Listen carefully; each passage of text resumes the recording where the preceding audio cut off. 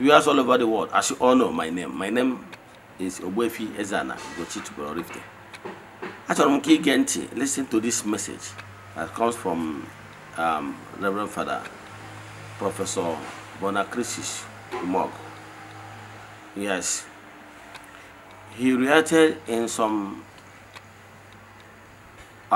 spiritual matters we used to tell you here, but it will be good for you to hear from his horse's mouth. I keep saying it. I have said it before and I will keep saying it, that Igbo spirituality ayana refe alusi ndị Igbo na-agọ mmụọ.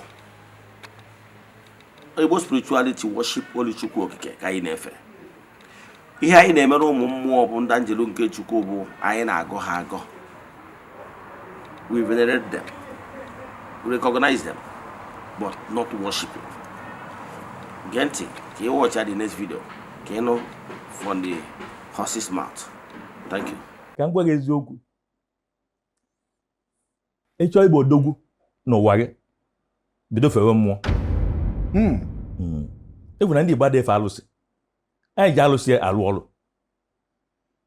Eji alụsị akwụ ọrụ, eji alụ ọrụ. Anyị chọọ imegide mmadụ ibe gị, wee alụsị megide, chọkwazị inye mmadụ ibe aka, wee alụsị megide inye mmadụ ibe aka, na ụdị aka ị ga-enyenwu. So alụsị bụ ihe eji alụ ọrụ.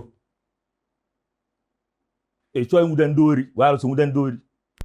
Oge m kwuru gbasara alụgo na ihe mbọsị n'ihi ala ebe ndị ọzọ gasị. Ya alụsị nọ n'ọrụ n'ala Igbo, mana Igbo na-efe mmụọ. Onye kpatara abịa na mmụọ, aka ga-abịa na ụfọdụ asụ afọ dị iche iche. E nwere aka ofu ọra na agbọ nke ya bịa n'ebe afọ.